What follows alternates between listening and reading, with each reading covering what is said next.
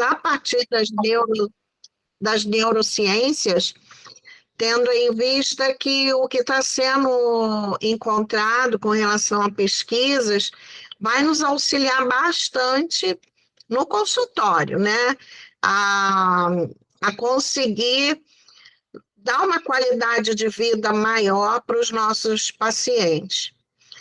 E a ansiedade, como toda doença, ela pode ser considerada leve, moderada ou grave.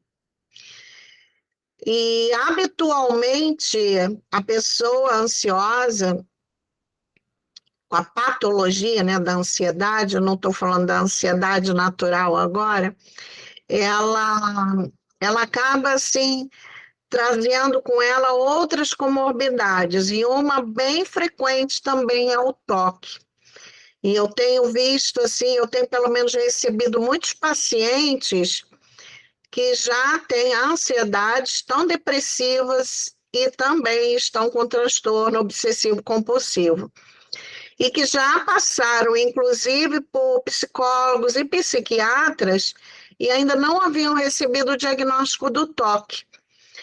Então, nós estamos vendo, assim, né, que existe uma falta de capacitação até para poder acompanhar melhor os pacientes ansiosos. E a gente precisa fazer uma anamnese constante com eles para ter uma compreensão melhor em que ponto eles estão com essa ansiedade, né? A ansiedade natural, né, ela existe para que o cérebro, né, venha manter o nosso corpo livre, protegido, né, para nos tornar seguros. Que ela vem de origem do medo, né? Eu costumo sempre perguntar para as pessoas ansiosas quais são os seus medos. Porque a ansiedade, ela nasce exatamente de algum medo. Algo que desencadeou, ainda não se sabe especificamente o que, quanto mais se estuda essa área, mais perguntas são feitas sem respostas, né? Mas pelo menos a gente tem bastante conhecimento para conseguir cuidar das pessoas nesse sentido. Então, a ansiedade, ela surge de algum medo. Muitas pessoas falam apenas assim: ansiedade é excesso de futuro. E não, eu não concordo, né? Por exemplo, quem sofre com transtorno de pânico sabe que não tem nenhuma relação com o futuro. É algo que desencadeia, uma crise que desencadeia, e não necessariamente ela precisa de algum gatilho, tá? É, então, é muito importante a gente compreender isso, que às vezes a gente fica tão focado nos gatilhos exclusivamente e a gente deixa de acolher esse paciente como, de fato, ele precisa ser acolhido, né? Nessa angústia de algo que ele entende que nunca vai ficar bom, que nunca vai melhorar. Então, há o medo, né? Que a ansiedade, ela é algo que existe para nos proteger. E, tendo em vista isso, o que acontece com o pensamento daquele que é ansioso? Ele tem inúmeros pensamentos negativos, né? Pensamentos muitas vezes catastróficos, né? Às vezes eu converso com um ansioso de moderado para grave, ele até ri. Eu falo assim: você para com o carro atrás de um caminhão cheio de toras, você olha para aquele caminhão e já imagina desamarrando as toras caindo em cima de você, amassando o carro, você todo sufocado no meio das ferragens, se o bombeiro vai chegar a tempo, se você vai conseguir sair com vida, e a pessoa começa a rir, né? Porque ela diz assim: Sheila, é exatamente assim que funciona, né? Então, o nosso cérebro, né, que não entende se esse é um pensamento fantasioso, se é uma fantasia da pessoa, ou se é uma realidade que está na iminência de acontecer. O que que acontece? A amígdala, né, que está aqui na lateral do cérebro, ela bloqueia o pré-frontal, que é onde é o espaço que a gente raciocina, retém o conhecimento, retém memória, consegue racionalizar. Então, a amígdala manda uma mensagem para o pré-frontal é bloqueado, manda uma mensagem para pedir a produção de adrenalina para distribuir imediatamente, em questão de segundos, né, para o nosso corpo, na nossa corrente sanguínea, para nos preparar para a fuga. Então, como são apenas pensamentos fantasiosos, né, gerados pelo ansioso, essa adrenalina ela entra na corrente sanguínea e gera muitos sintomas desagradáveis, né? Porque a adrenalina ela é necessária para preparar o nosso corpo mesmo para a fuga, né? Ela faz uma vasoconstrição, né? A gente fica mais pálido, né? Ela acelera o batimento cardíaco para aumentar a nossa capacidade para correr, por exemplo, para fuga, né? Então aí vem a taquicardia, a sensação de desmaio, a falta de ar, né, que são os sintomas que os nossos pacientes têm relatado, né, no caso das crises de ansiedade, crises de pânico, que não tem muita diferença. Formigamento em várias partes do corpo, dormência, enfim, é uma série de sintomas físicos concretos, reais, né? Mas tendo em vista que o nosso corpo não precisou utilizar aquela adrenalina. Então, se o paciente ele conseguir ter o controle, né, principalmente através de uma respiração diafragmática, que a gente usa tanto, né, para a pessoa relaxar, ensinar ela a fazer de uma forma correta, inspirando pelo nariz, a boca fechada e expirando pela boca devagar, soprando bem devagar, com o biquinho, né, bem devagar. Vamos supor, quando inspira, conta, aí se deu 10, quando expirar tem que contar para ser 20. É o dobro do tempo para expirar. E aos poucos a pessoa vai conseguindo ter o corpo dela novamente funcionando. E algumas pessoas, elas precisam ser psicoeducadas nesse sentido, para que elas não entrem naquele looping, né, dela ficar com medo da situação que está acontecendo, né? Ela já desencadeou uma descarga de adrenalina por conta dos pensamentos, mas aí por causa dos sintomas ela começa a achar que vai morrer e o cérebro vai produzindo mais adrenalina e ela não consegue sair desse estado, né, geral de sintomas do corpo. E eu digo isso porque eu tive problema, né, com síndrome do pânico, na era transtorno do pânico ainda, e ninguém sabia dizer o que acontecia comigo. Isso foi muito frustrante. Isso aconteceu há uns 30 anos, mais ou menos, quase não se falava de saúde mental. E eu sempre parava nas emergências dos hospitais, porque eu ainda tinha a pressão arterial muito alterada. E fazia uma série de exames, que é isso aí que vai parar no nosso consultório, dessas histórias. Fiz um monte de exame, o médico disse que não deu nada, mandou eu ir para o psicólogo. E então ninguém nunca me explicou o que acontecia comigo. As pessoas, todos os profissionais, inclusive psicólogos, só falavam que era coisa da minha cabeça. E eu me sentia pior do que eu já estava, né? Porque se há um problema da minha cabeça, por que que eu não resolvo? Por que que depende de eu querer que isso seja resolvido, né? Porque eram essas coisas que eu ouvia na época, há 30 anos. E, consequentemente, isso tudo foi me deixando pior, né? Então, o paciente, quando ele compreende pelo menos a dinâmica daquilo que o corpo dele está fazendo, ele consegue conter melhor, né, o desespero quando vem a crise, quando vem os sintomas, tanto da crise de ansiedade quanto da crise, né, do pânico. A única diferença, né, entre uma crise e outra é que na crise do pânico a pessoa tem de fato uma sensação iminente de morte.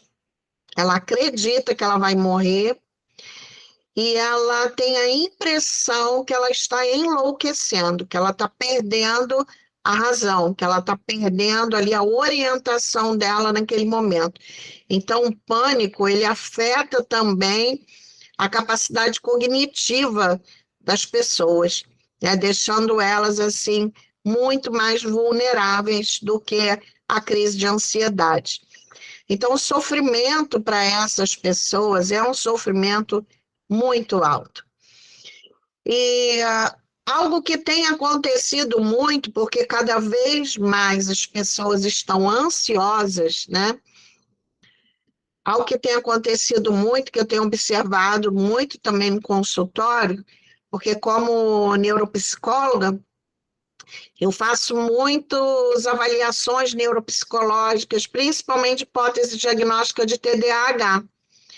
Então, muitas pessoas têm chegado ao consultório com essa hipótese diagnóstica e, na realidade, elas sofrem de uma ansiedade de um grau muito alto. É algo que a gente precisa também ficar muito atento, né? Muitas vezes a gente pode ficar envolvido porque a pessoa já tem um encaminhamento de um neuro, já tem um encaminhamento de um psiquiatra, mas nós sabemos como que tem sido esses atendimentos, principalmente em rede pública e muito mais, eu acho, através de atendimentos por plano de saúde, né? Que são aqueles atendimentos muito rápidos, que o médico não faz uma boa anamnese, já pega só aqueles pontos que o paciente já chega cheio de informações captadas na internet, né?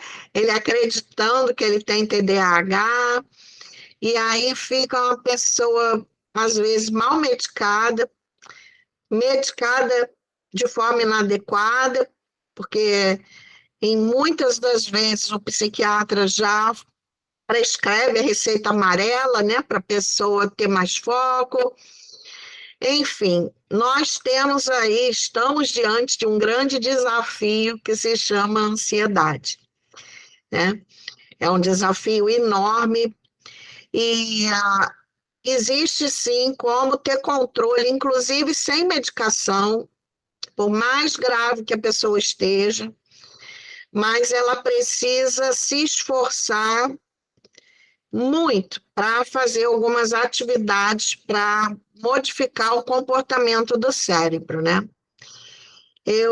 Ultimamente, eu tenho falado para os meus pacientes, e vai a dica, né, para todos aqui, meus colegas, que o cérebro, ele é um órgão autônomo, como o coração, como o estômago, como o intestino.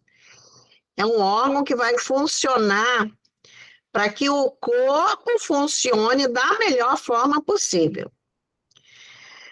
O cérebro não é um órgão pensante. Quem pensa é a psique, né? É a alma, é a psique. Que eu costumo dizer, é a Shirley que pensa. O cérebro, ele não pensa, o cérebro, ele trabalha.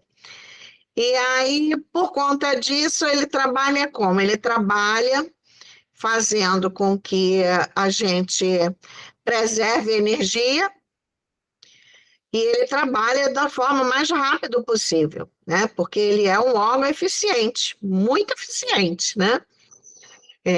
Tudo nele é muito rápido, as análises são feitas muito rápidas, então ele trabalha sempre em benefício de resultado.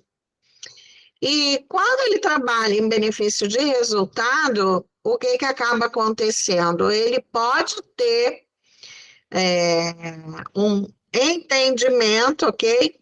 Errado, inadequado, como tem sido essa questão com relação à ansiedade, né? Por exemplo, quando eu estava falando com vocês sobre a preservação da nossa segurança, da espécie humana, né?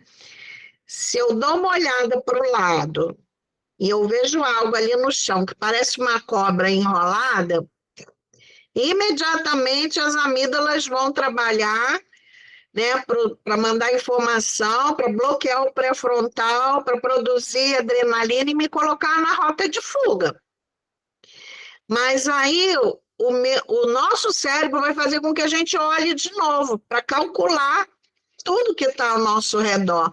E quando eu olhar de novo, eu ver que na realidade eu estou vendo uma corda, essas de sisal toda enrolada ali, aí eu entendi, o meu cérebro, opa, corda, não é cobra, é uma corda, não faz mal.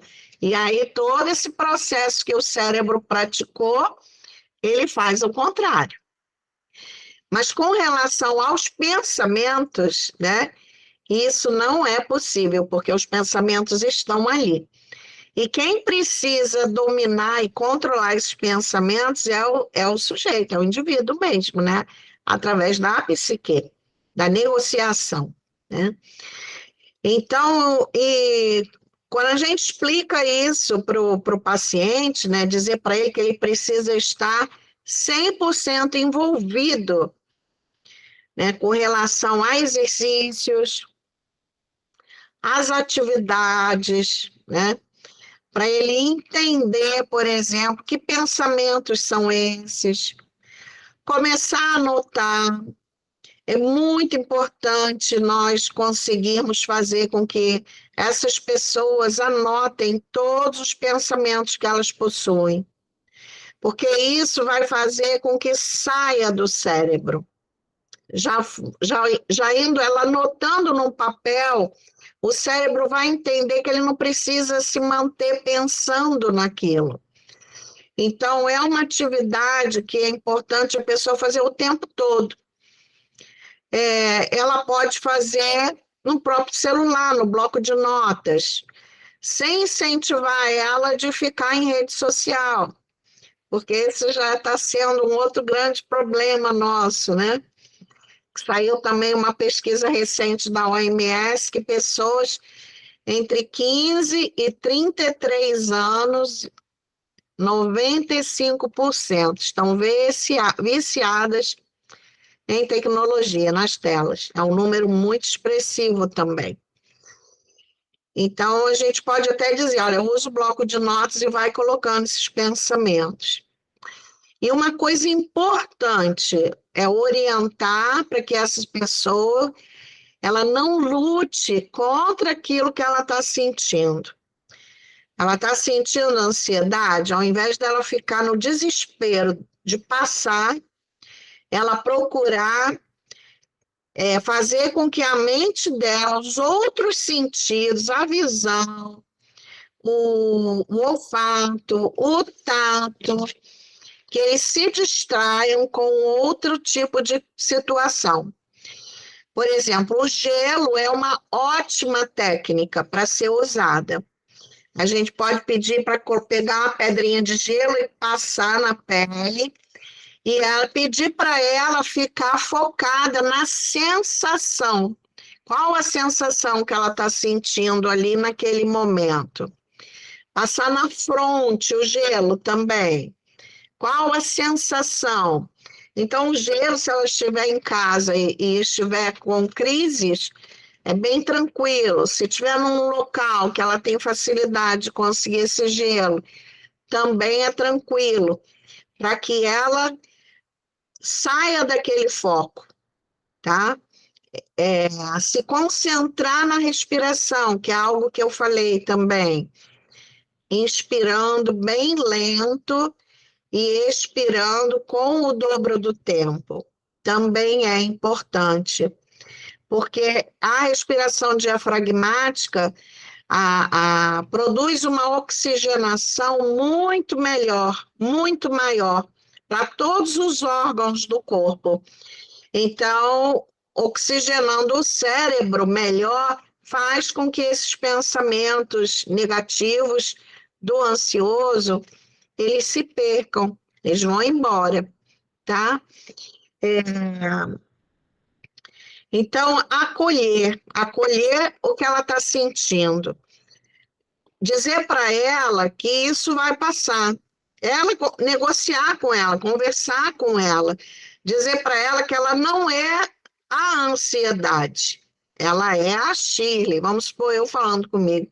Você não é essa ansiedade, você não é esses sintomas, você é a Shirley, você é uma pessoa maravilhosa, você é uma pessoa capaz, você é uma pessoa equilibrada, de no momento da crise, ela falar com ela conversar com ela incentivar ela e aceitar esses sintomas que estão vindo.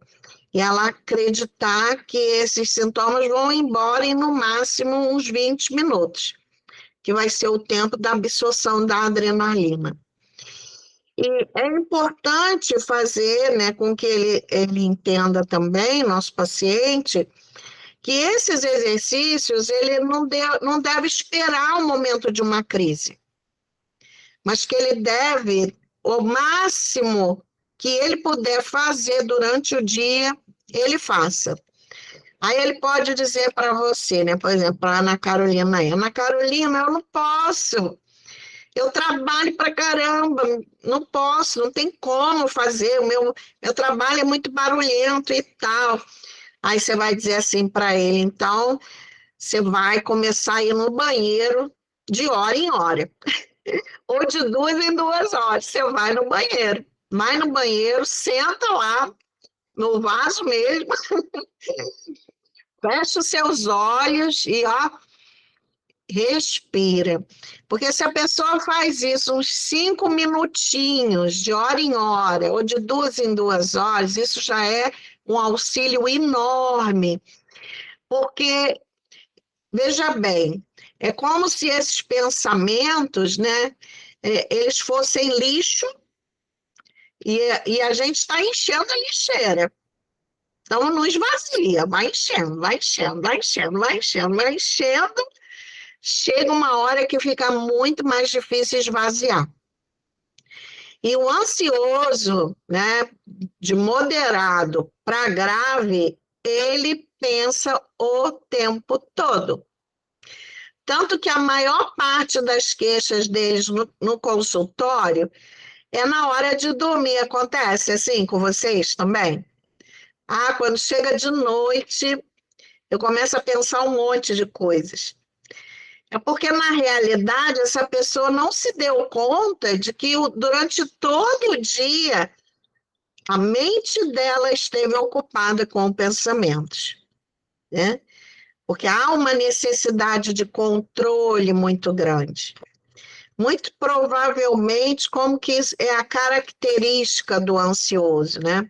Muito provavelmente foi uma pessoa muito cobrada na infância, uma pessoa muito rejeitada, uma pessoa que não recebeu afeto. Então, ela vai entendendo que para ela ser aceita pelo outro, para ela ser amada, ela precisa ser uma pessoa de excelência, ela precisa ser a melhor em tudo que ela faz. Daí essa necessidade de ter o controle de todas as coisas. Porque enquanto ela controla, ela tem esse controle, ela entende que nada vai falhar. Porque a possibilidade de uma falha, ela está ali para resolver. Então, primeiro, né, É importante a gente dar essas orientações com relação a essa pessoa ficar mais leve com relação aos sintomas, para depois, de uma forma efetiva, nós entrarmos na raiz do problema. Porque ela só vai se sentir segura quando ela perceber que, de alguma forma, ela tem controle sobre todos esses sintomas horríveis que têm causado tanto sofrimento. E aí depois nós vamos em busca dessa raiz, o que a tornou ansiosa, o que a tornou. E isso é um trabalho árduo, né? Que eu costumo usar, inclusive, a aplicação do teste HTP, né? Que é a casa, árvore, pessoa, que ele mostra muito da personalidade, ele projeta totalmente a personalidade da pessoa, inclusive coisas que ela nem imagina, né? Recentemente, é, eu iniciei o atendimento de uma paciente e que ela me procurou propondo o seguinte: olha, eu não preciso de terapia, eu vou fazer porque todo mundo diz que é bom. Eu já fiz com 2 psicólogos e eu pensava assim, eu não tenho nada para falar. Então, eu só quero a terapia de 15 dias, você faz? E eu, claro, né, imediatamente eu disse, não, eu não faço. Eu preciso primeiro conhecer você, eu preciso saber da sua história, eu preciso compreender, inclusive, o que você está me propondo, né? Porque um atendimento quinzenal já é um atendimento de alta, né? A pessoa já está em ponto de alta. Então, eu não vou fazer assim. Se você quiser que eu te acompanhe, precisa ser semanal, senão a gente não vai ter condições, né? E aí fiz a anamnese inicial ali, conheci um pouquinho, já percebi várias coisas, né? E logo na sessão seguinte eu apliquei um HTP. E aí, é claro, o HTP trouxe muita insegurança em todos os desenhos dela. E ela é uma alta executiva. E eu disse para ela, né, olha, na terceira sessão, o seu teste mostrou que você é uma pessoa extremamente insegura. Eu? Mas de jeito nenhum. Tudo que eu faço com muita segurança. Aí eu devolvi para ela. Você disse para mim na sua primeira sessão que você acaba pegando o trabalho dos seus subordinados, do seu time, porque você tem medo de que eles não façam da forma que deveriam fazer, e quando você for entregar o resultado apareça negativamente para você. Isso é insegurança. Então, eu comecei a usar o teste para mostrar para ela quem ela é, né? Então, o teste HTP, ele mostra, de fato, assim, ele projeta, porque como é um teste de desenho, e a pessoa não tem controle sobre o desenho, né? Então, ele mostra mesmo o que a pessoa é, o que ela traz, sem mascarar, e nos dá essas informações para a gente poder auxiliar essa pessoa. E através desse teste, quantas coisas apareceram, né? E a terapia é semanal e ela fala o tempo todo e está percebendo, né? E falou, inclusive, nossa, a terapia está sendo totalmente diferente. Mas por conta, muitas vezes, da dificuldade do paciente, né? Que ele se vê de uma determinada forma. E o HTP, ele traz isso, ele traz a raiz das situações. Então, inclusive, a gente conseguiu saber onde que se originou essa insegurança e por aí afora, né? Existe todo esse desdobramento. Então, é importante trabalhar testes projetivos com a pessoa ansiosa, para que a gente consiga olhar, através do teste, do desenho, quem é a pessoa. porque a ansiedade dela não permite que ela consiga se olhar. Não, a ansiedade, esses pensamentos, o medo, essa angústia, porque quem sofre de ansiedade tem medo o tempo todo. Pensa o tempo todo o que está para vir, né? Então, são várias esferas, não é só a esfera física, né? É a esfera cognitiva, né? Porque ela fica com aqueles pensamentos do que está no entorno, do que pode acontecer no entorno. O aspecto emocional, né? Que ela fica com vários sentimentos, né? De insegurança, de tristeza, é, de incapacidade, de insuficiência, né? O comportamental, né? Porque, por exemplo, quem sofre principalmente de pânico, o comportamental é altamente atingido, porque a pessoa começa a evitar pessoas, lugares, sons, ela começa a evitar várias coisas, porque ela associa as crises a determinadas coisas, né? Ela acredita que aquelas coisas são gatilhos, e aí desmembra, né, para mais uma comorbidade, que é a agorafobia, que é o medo de desencadear uma nova crise, o medo de ter medo, né? Então, a pessoa com ansiedade, ela sofre muito em todas as esferas, né? E a gente precisa abrir mão mesmo das nossas limitações, inclusive, para buscar cada vez mais ferramentas, né, que vão nos ajudar a cuidar dessas pessoas de uma forma que elas consigam, inclusive, ficar sem medicação, tá? Eu vou dizer para vocês uma coisa, eu, Shirley Cardão, com meus 30 anos de idade, eu usava 12 miligramas de Rivotril por dia, 12 miligramas, para tentar conter as crises de ansiedade. E não continha. Eu não conseguia ir ao banheiro da minha casa que eu tinha uma crise de pânico. E tinha crises hipertensivas, estava sempre na emergência, chegava na emergência, ainda tomava uma injeção de algum outro fármaco tranquilizante, aí precisava que alguém ficasse lá me olhando para ver se eu não ia ter uma parada cardíaca. Então, eu vivi coisas assim muito profundas, né?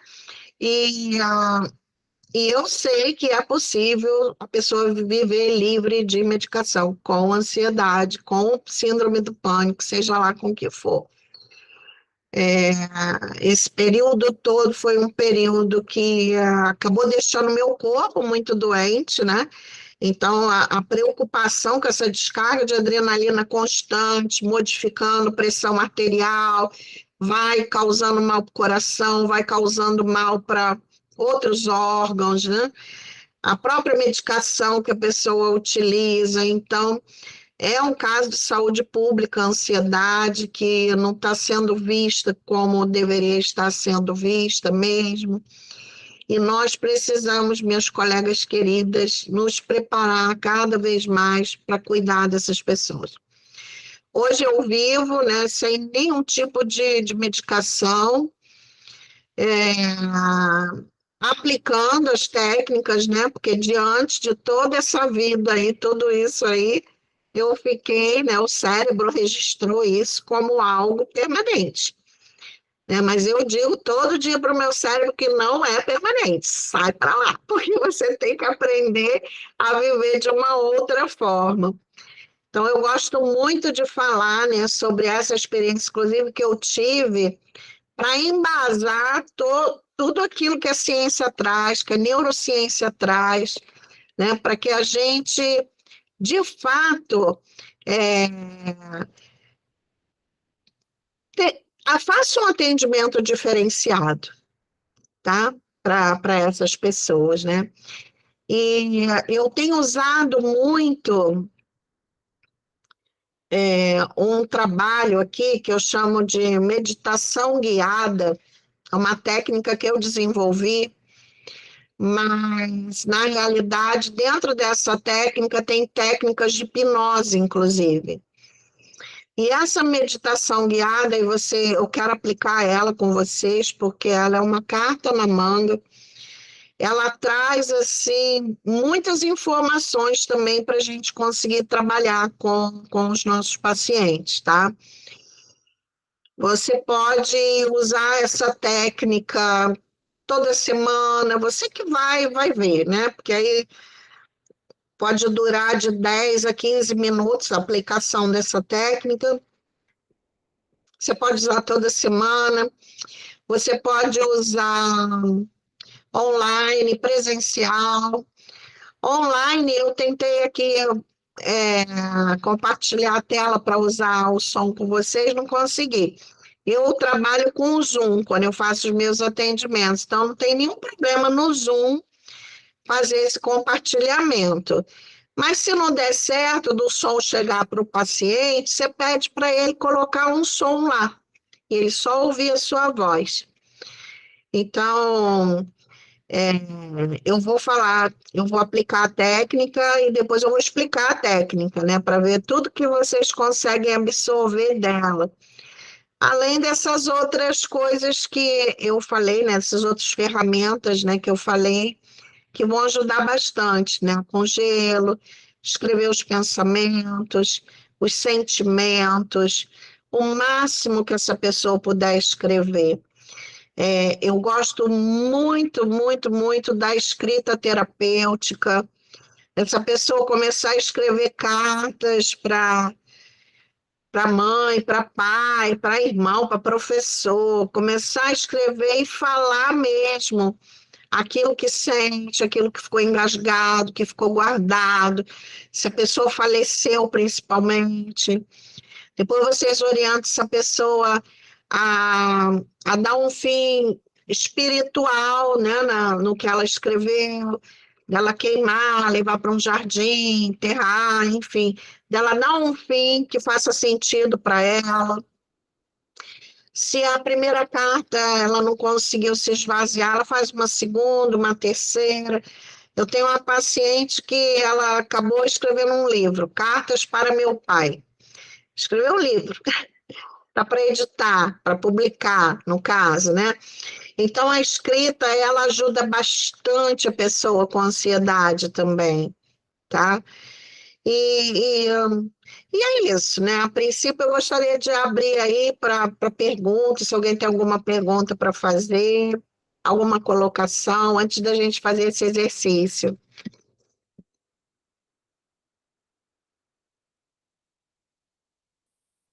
Oi, Shirley, boa noite. Tatiane que está falando. Tá me Boa ouvindo? noite. Estou te ouvindo, Tati. Então, é porque você é uma área que eu quero me especializar muito, a questão dos transtornos de ansiedade, e você falou que a questão do pânico é bem semelhante à ansiedade, né? Então, é só para ver se eu compreendi mesmo. O que difere é a sensação iminente de morte, é esse pensamento de morte, porque os sintomas acabam sendo muito que parecidos, né? Taquicardia, né? Pressão acaba oscilando, então, a diferença mesmo é essa sensação, esse pensamento que vou morrer, que eu vou enlouquecer, é isso? Exatamente, Tati. O transtorno do pânico, ele provém, é uma comorbidade da ansiedade, tá? Que isso fique claro, não são coisas distintas, não. Grosseiramente falando, é como se o transtorno do pânico fosse um plus do ansioso. E o que difere as crises e o diagnóstico em si, para eu dizer que você tem, né, a síndrome do pânico, o que vai diferir é a pessoa dizer, parecia que eu ia morrer, eu sentia que eu estava morrendo, eu sentia que eu queria sair correndo, me jogar do prédio, eu não estava vendo, eu não estava me vendo no meu corpo, parecia que eu tinha saído do meu corpo, tá? Isso já é a desrealização, que somente no transtorno do pânico também a pessoa sente, tá? E algumas pessoas até acreditam que seja uma psicose, mas não é. Isso faz parte do quadro do transtorno do pânico ali na hora da crise, tá? É o que diferencia. Se a pessoa diz que tem todos os sintomas, mas não fala da iminência de morte, você pergunta assim: você sente que você vai morrer? Ela diz assim: não, não sinto isso não. Então, ela não chegou a ter a comorbidade do transtorno do pânico, entendeu? Entendi. Muito obrigada, perfeito. Nada, querida. Tem mais alguma pergunta?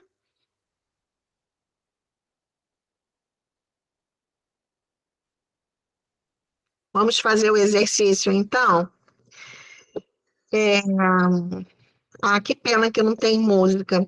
Mas se você conseguir colocar uma música aí, que não atrapalhe, né, a minha voz, você coloca uma música Sons da Natureza. Não, tem que ser uma música abstrata, tá? Não pode ser uma música conhecida, não, senão a pessoa vai ficar ali pensando na letra da música. Então tem que ser sons da natureza, cachoeira, praia, ondas do mar, chuva. Aí pode ter uma flauta, passarinhos, pode ter um teclado, né? Mas nenhuma música que você entenda que a pessoa vai conhecer, vai identificar, tá? E aí, como você prepara a pessoa, né? Você coloca a música, você diz para ela que você vai falar muitas coisas para ela ir obedecendo a sua voz. Você vai dizer para ela que você vai fazer algumas perguntas, mas que não é para ela responder, mas que é para ela memorizar as respostas, porque depois do exercício vocês vão conversar a respeito. Deu para pegar? Para elas obedecerem a voz de vocês, né, que vocês vão guiar elas para uma viagem, né? Vocês podem falar assim, e uma viagem onde elas vão precisar imaginar muitas coisas. Vocês vão fazer perguntas, mas não é para elas responderem essas perguntas, apenas memorizá-las. Combinado? Então, vamos começar nós. Eu vou pedir para vocês fecharem os olhos, inspirar profundamente pelo nariz, inspira e expira pela boca, bem devagar, soprando lentamente. Conforme você vai inspirando, você conta 1, 2, 3, 4, 5, 6, 7 e expira 1, 2, 3, 4, 5, 6, 7, 8, 9, 10, 11, 12, 13, 14. Sempre dobrando o tempo da sua inspiração para expirar. Continua, siga inspirando e expirando. Eu quero agora te pedir para você fechar as mãos e apertar o mais forte que você conseguir. Aperta mais forte ainda, bem mais forte ainda. E agora abra suas mãos lentamente. Vai soltando seus dedos. Solta seus braços ao longo do corpo. Continue inspirando e expirando. Gire os seus ombros para frente e para trás, soltando os braços, soltando a sua cabeça, balança ela de um lado para o outro lentamente.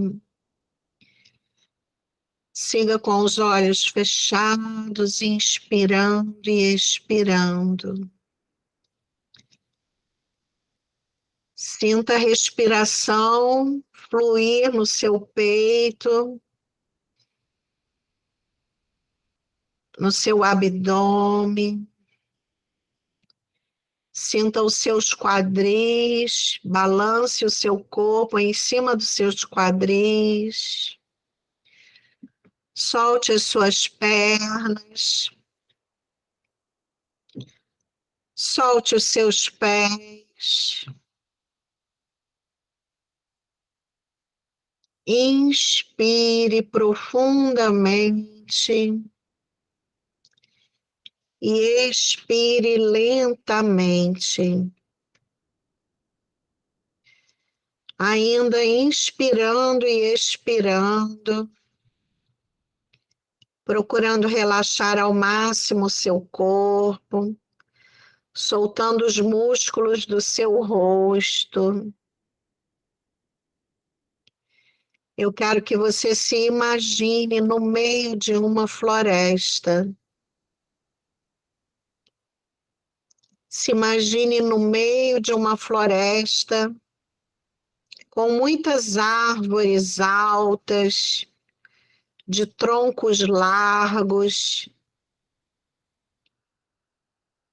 com muitas folhas verdes. Imagine pássaros voando de um lado para o outro. Imagine seus pés descalços no chão.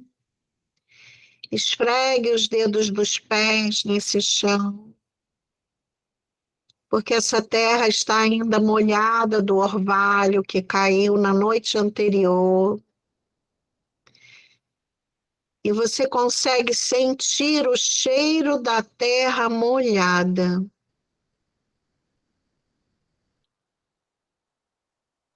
Continue inspirando, expirando, observando os pássaros que estão nessa floresta, ouvindo o canto desses pássaros.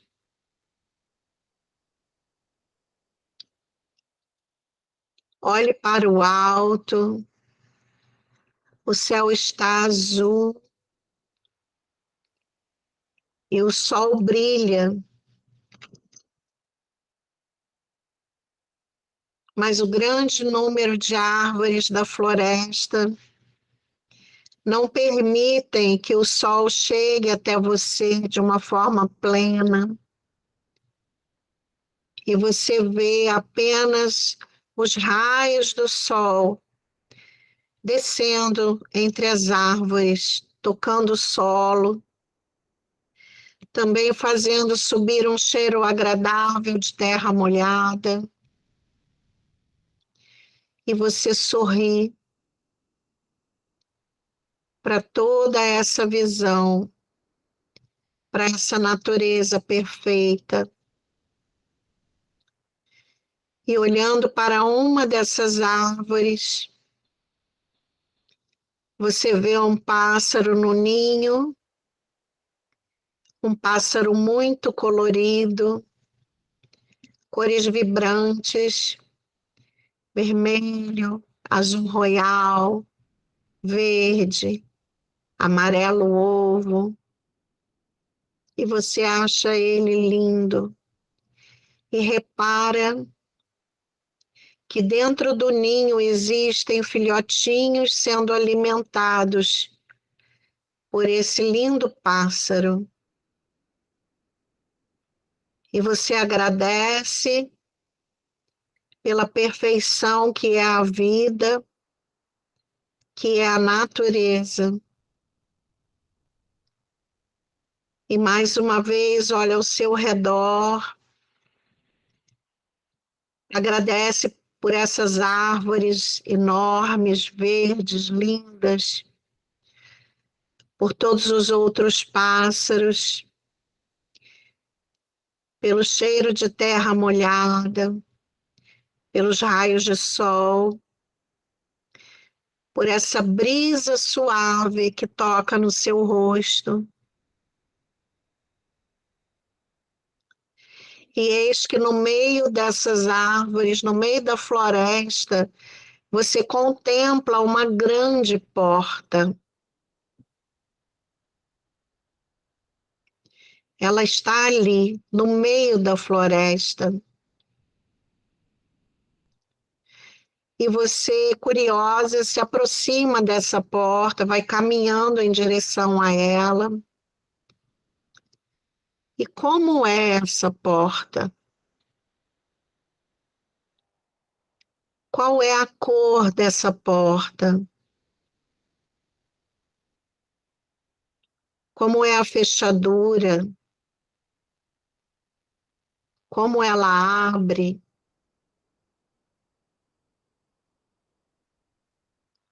Ainda inspirando profundamente e expirando lentamente, você vai abrir a porta e vai entrar no ambiente atrás dessa porta.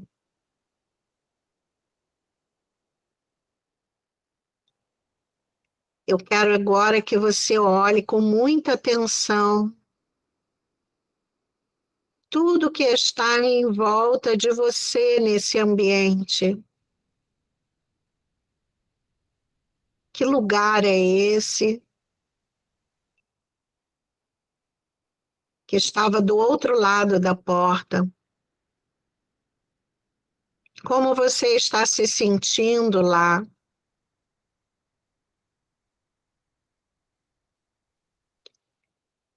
Que pessoas estão lá nesse lugar?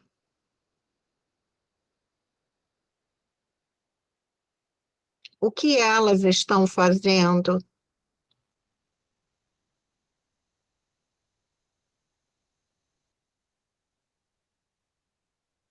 Observe as roupas, as cores, o chão. Perceba seus sentimentos, suas emoções nesse lugar.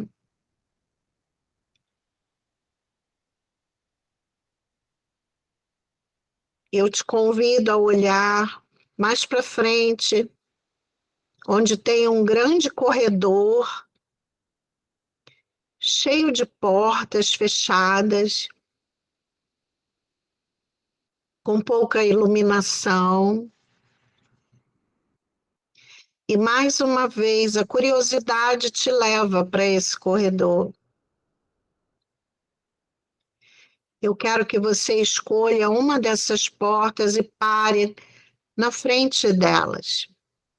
À frente dela, caminhe para lá, pare, inspire profundamente,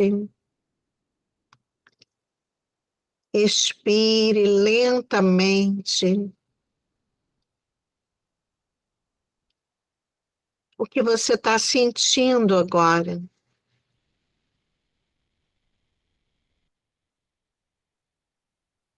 Inspire e expire. Quando você passar por essa porta novamente, porque eu quero que você entre no lugar que está atrás dessa porta, eu quero que você se imagine daqui a 2 anos.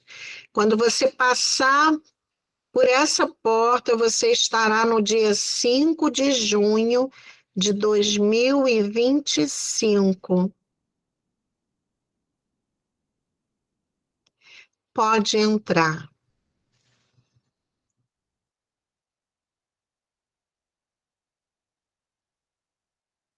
Em que lugar você está exatamente em 2025?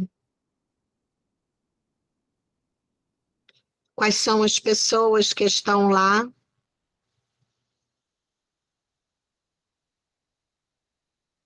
Como você está se sentindo?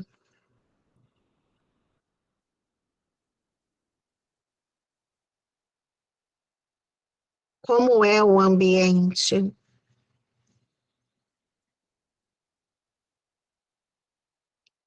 Olhe bem para cada detalhe.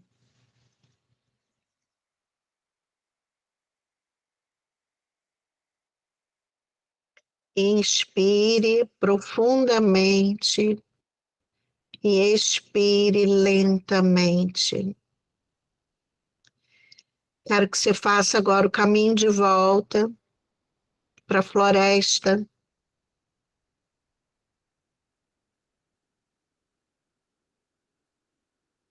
Volta para a floresta. Feche a porta que você encontrou entre as árvores da floresta. Deixa ela fechada. Eu quero que você esfregue os seus dedos na terra novamente. Inspirando e expirando. Vai soltando seus ombros. Solta os seus braços.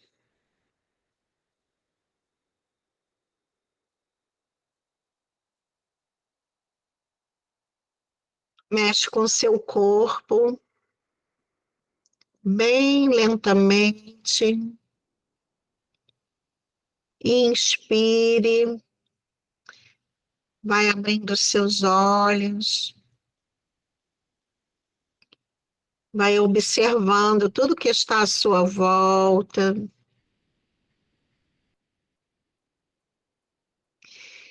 Veja se você encontra alguma coisa que você ainda não havia prestado atenção antes.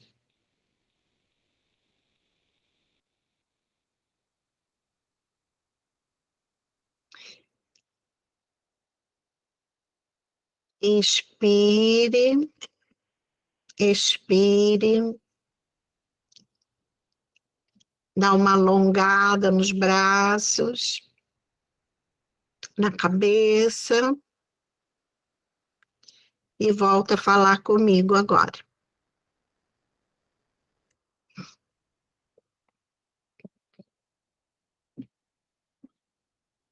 Espero que vocês tenham aproveitado. A gente prepara o paciente. A primeira porta que vocês atravessaram é a demanda atual do paciente, tá? Quando ele atravessa a primeira porta, ele vai trazer informações. É muito bom que vocês leem. Depois eu vou colocar a literatura. Eu não sou psicanalista, eu não atuo com a psicanálise, não, tá? Mas eu gosto muito de Jung. Jung, para mim, é um maravilhoso. Minha base é humanista existencial. Eu tenho várias pós-graduações. Eu sou uma daquelas malucas que fazem de tudo para cuidar o máximo e o melhor possível das pessoas. Então, existe uma simbologia. Quem aplica HTP vai saber traduzir bem essa simbologia, porque é basicamente a mesma forma de interpretar. Quando a pessoa sai da floresta, vai para esse primeiro lugar, ela traz questões dela. Então, esse primeiro lugar é um primeiro lugar que você pode fazer várias perguntas, principalmente porque você já conhece a história dela, né? E se você já tem algumas hipóteses levantadas sobre a raiz do problema dela, quando ela passa dessa porta, ela vai trazer alguma coisa para você de resposta, tá? E aí vocês vão conversar sobre isso, né? E quando a gente leva ela para o futuro, a intenção é de você fazer uma leitura de como que está essa pessoa diante da vida dela.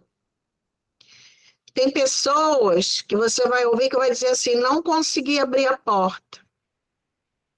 Então, você vê o quanto grave está a situação dela com relação a prospecção de futuro dela. É uma pessoa que corre sérios riscos aí de começar a ter uma ideação suicida, inclusive.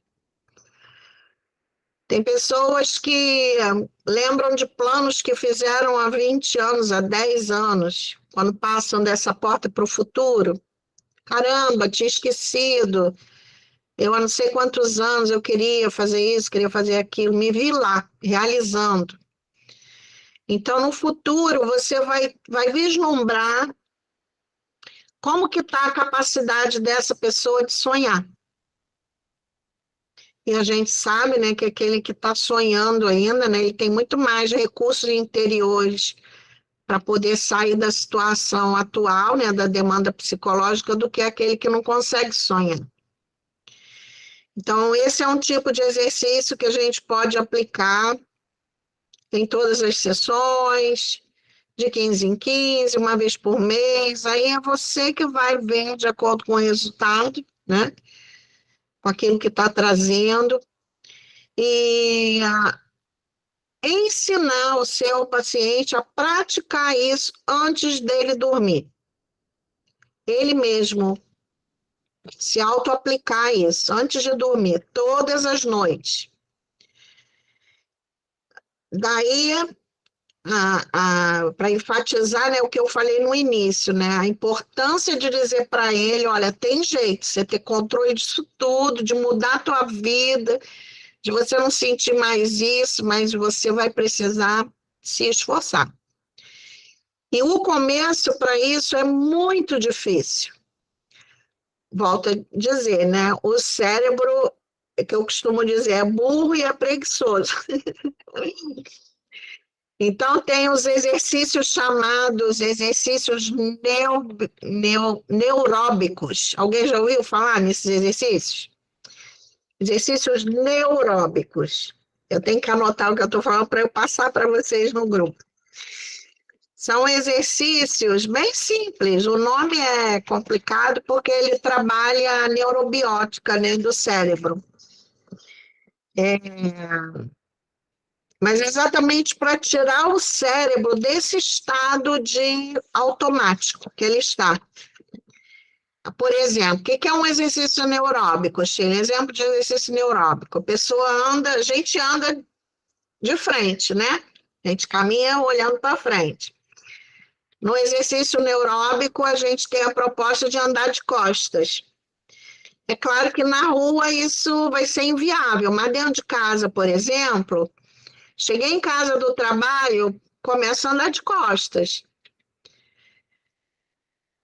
Se eu durmo de um lado da cama, durante uma semana eu mudo para o outro. Se eu uso um caminho para ir trabalhar, durante uma semana eu uso outro. A gente tirar o cérebro desse automático. Então, esses exercícios neuróbicos, eles são muito importantes também para dar uma chacoalhada no cérebro e ele diminuir esse processo, né, de entregar tudo muito rápido. Então, a gente começa a perceber com o tempo, fazendo todas essas atividades, que a gente está mais no controle. Aí estamos mesmo, de fato, no controle, né? Mas é um processo que vai requerer da pessoa, assim, até que ela tenha ferramentas, estratégias para ela fazer, praticar. Então, é colocar alarme no celular, é colocar cartazes pela casa, né? Espalhar aquilo que ela quer fazer. Aquela pessoa que, por exemplo, diz assim, amanhã eu vou para a academia. Aí até faz a matrícula, mas não vai. Porque o cérebro está trabalhando rápido, por causa da ansiedade dela, e está trabalhando na rotina, naquilo que ele está acostumado. Então, ela precisa fazer o quê? Ela precisa colocar uns cartazinhos, colar do lado da cama, academia. E o cérebro, através do olho, né, da visão, vai estar olhando aquilo ali, academia. E aos pouquinhos isso vai impregnando e ela vai conseguir começar na academia e se manter na academia. Então, a gente vê que, na realidade, a gente treina o cérebro para ele produzir novos comportamentos na gente e melhorar, consequentemente, dessa ansiedade. Tá bom? Eu gostaria de saber se alguém quer compartilhar a experiência aí do que a gente fez agora.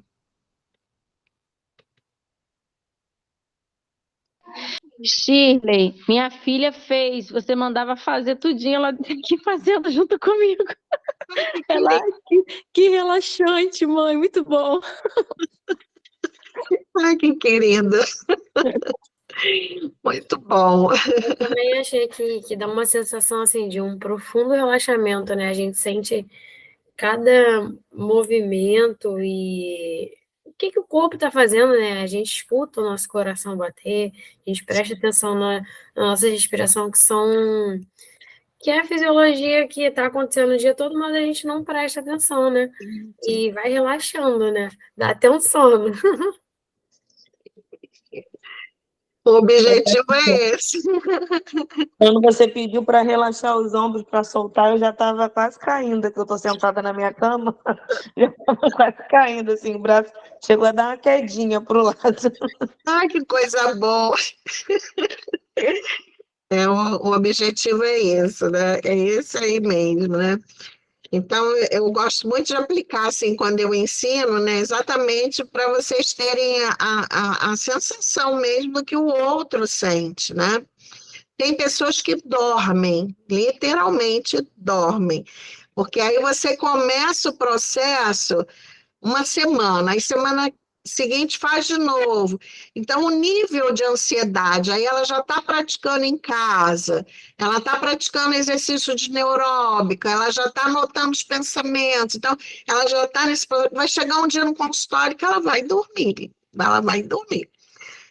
Ela vai. Aí você vai, oh meu Deus do céu, deixa eu segurar aqui, não se machucar. Isso já aconteceu comigo. Então, assim, tem resultado, né? E pessoas, assim, que melhoraram substancialmente sem medicação, que esse, para mim, é o maior ganho. É possível ter controle da ansiedade sem medicação. A gente precisa lembrar que a ansiedade ela é a raiz, né? A depressão ela é uma comorbidade depois da ansiedade. Então, muitas vezes a pessoa toma um remédio para a depressão, mas o problema é a ansiedade, né? E a ansiedade, Shirley, acho, pela minha experiência, o que eu vivi, eu acho que é mais difícil de controle do que a depressão em si. Porque você vindo da ansiedade, claro, né? Não é só aquele paciente só deprimido, é diferente, tá? Deu para entender isso? Uma coisa é o paciente que é só deprimido, outra coisa é aquele paciente que é deprimido e ansioso. A raiz da depressão dele é a ansiedade, então a gente tem que tratar a ansiedade. E vocês vão ver resultados maravilhosos, né? Eu agradeço muito aí vocês terem passado esse tempo, né, comigo, todos nós juntos. Amém. Espero que vocês tenham gostado, tenham aproveitado bastante. Eu vou mandar o material. Eu coloco onde? Coloco no grupo mesmo? Como que eu faço? Pode ser sim. Pode colocar no grupo, o grupo que está escrito palestras e bate-papo. Ah, maravilha. Vou colocar logo agora lá. Que assim, até amanhã já está todo mundo com material aí para poder.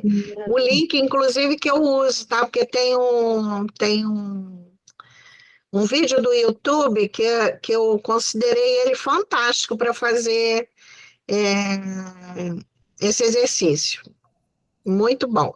Eu enviei um aqui no chat do que eu busquei aqui no YouTube. Não sei se é o mesmo, mas foi bem bom para mim. A Tatiane está pedindo para colocar lá no grupo. Pode Vou deixar. mandar no privado, Tati. E vocês, por favor, me sigam lá no Instagram, Shirley Cardão. Eu coloco sempre, toda semana, muito conteúdo, muita coisa mesmo. É bem interessante, né, o conteúdo, não é porque é meu não, mas eu acho, né, se eu não falar bem do meu conteúdo, eu vou falar o quê? Mas eu gosto bastante, assim, né, estou descobrindo meu talento de atriz também, tanto vídeo que eu faço. Bem legal, é Shirley Cardão, só tem eu, @Shirley Cardão, é com I, tudo com I, não tem Y não. Isso mesmo. Ah, obrigada, Carol. Obrigada. Então, vocês costumam fazer foto, dão print? Podemos Coloquei fazer. lá no Instagram do projeto a foto da gente. Aí já até fez. Só fez? Já. Olha, muito rápido, hein? Mas tem pessoas aí que ficaram tudo escondidinha, olha só. Essa galera fica escondida de pijama, né? Olha lá. Olha! Olha, viu? Aí, ó. Toda lindona. Ela que quase dormiu lá quando deu uma mexidinha no olho.